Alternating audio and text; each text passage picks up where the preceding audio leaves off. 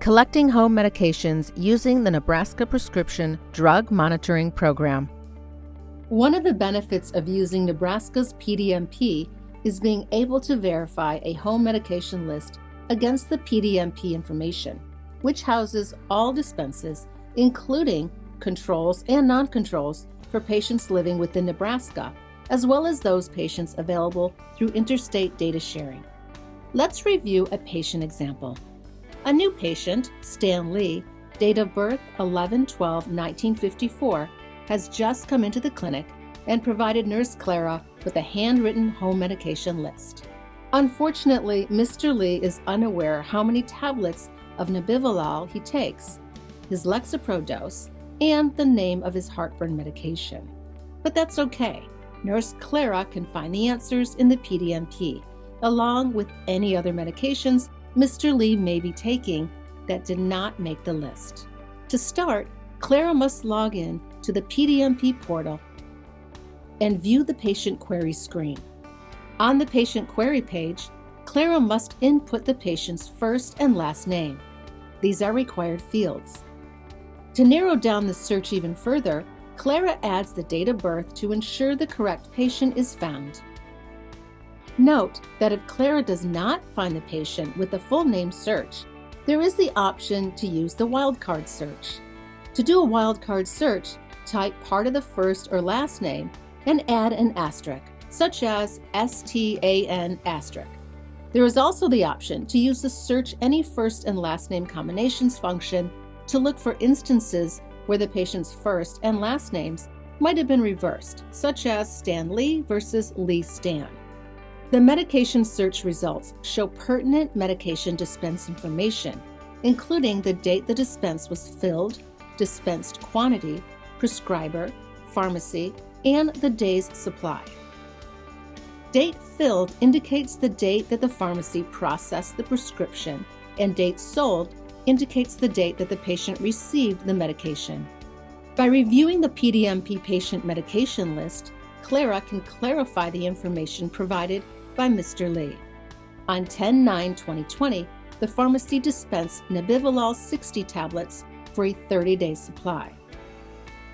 So Clara calculates that Mr. Lee is taking 2 tablets each day, but she has one more place to check to see whether these are taken as 2 tablets once daily or 1 tablet twice daily.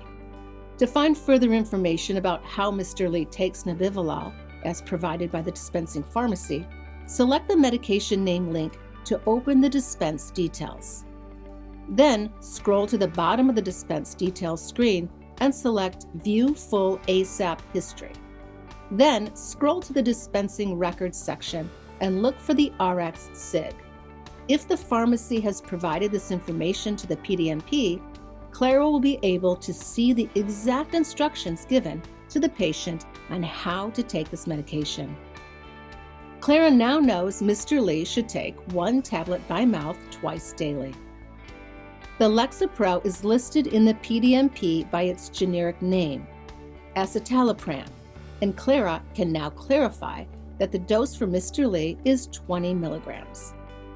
The heartburn medication listed in the PDMP is esomeprazole, but here Clara can see that the strength is not 400 milligrams as listed on Mr. Lee's medication list. The correct dose is esomeprazole 40 milligrams once daily. Clara finds that Mr. Lee has a dispense in the PDMP for atorvastatin for his cholesterol that he does not have on his medication list.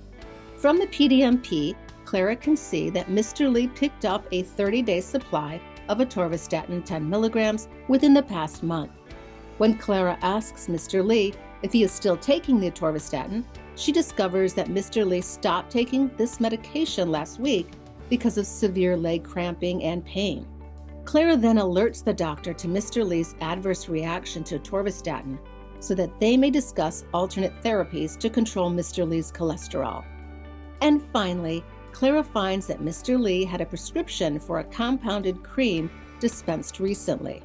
In the PDMP, the medication name is a combination of the ingredients used, which gives Clara an overview of what went into this compound medication. To see more details about this compound, select the medication name to view the dispense details.